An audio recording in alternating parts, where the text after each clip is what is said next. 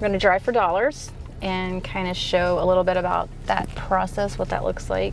This is a really good neighborhood, driving for dollars too, because it's fits my criteria of what I like to buy, like ARV wise. So I like to be 200 and under, and this neighborhood fits that, and there's a lot of junky houses. Also, it's not too far from my office. It's an area I like to rehab in.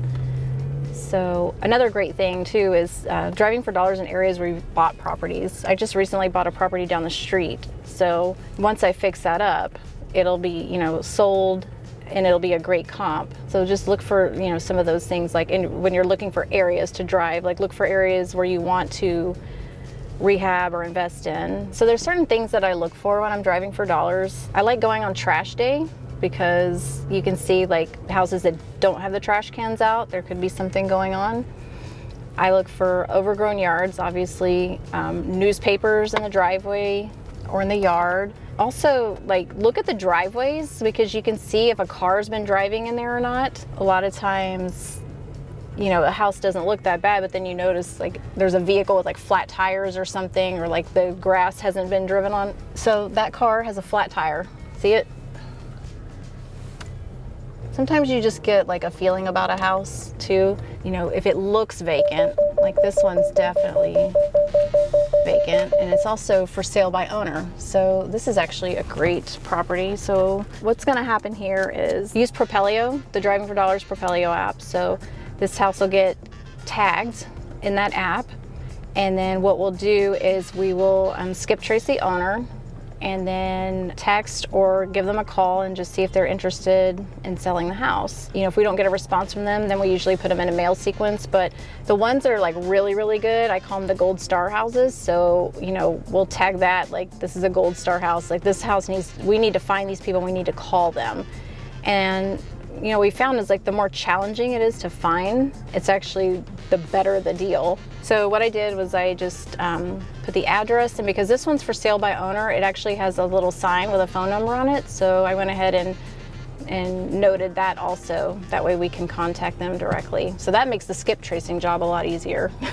So the end result of this Driving for Dollars is we'll end up with a list of properties that we'll take them from the Driving for Dollars app, we'll put those into PropStream, and then we will sort and stack that list. So meaning, you know, I've got some criteria that I'm going to run through all these addresses to help pinpoint motivation. So I'll be looking for these houses that have absentee owners, that have, you know, at least maybe 50% equity, that they've owned for at least 10 years, maybe put a pre-foreclosure filter on it too, just to see what that looks like. So the more you can drill down into like these motivations, the better quality leads that you're gonna have. So, and I still love Driving for Dollars. You know, it's a easy, fun kind of way to find properties that's, you know, not everybody takes the time to do. Something else that we started doing too was just taking, we have a big stack of flyers or door hangers that we use, and so I'll take those door hangers and the really juicy ones. So this is a juicy one. Sometimes you can see like on the side of the house if there's a meter, if they've got a red tag on it, that means the electric's been shut off. So those are really good ones if you can identify, you know, where the tags are on the meters. That's a good thing. You know, the worse they look, the better. Something too you want to think about is this not only works in, you know, kind of crappy neighborhoods, but also like if you check out like the nicer neighborhoods and find the ugliest house there. This one's, you know, kind of rundown looking. It's got some trash in the front. It's got that old window unit, so it's probably, I mean, it looks like it needs a lot of work for sure.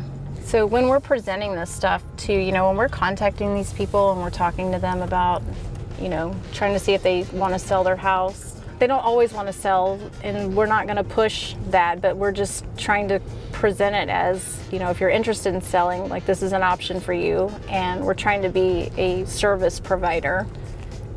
So really the messaging is about the more motivation we can find, the better we know how to talk to them and how to solve their problem. Like if they're in a pre-foreclosure situation, like explaining to them, you know, what's going to happen if they don't understand, or offering them the option of, you know, we can buy this house from you and like get rid of this problem, because that's what it all boils down to is these are problems. And the more, you know, you look at these houses that are really run down, it's like they obviously don't have the money to fix it. So there's a problem there. It's just identifying that problem and figuring out the best solution for them.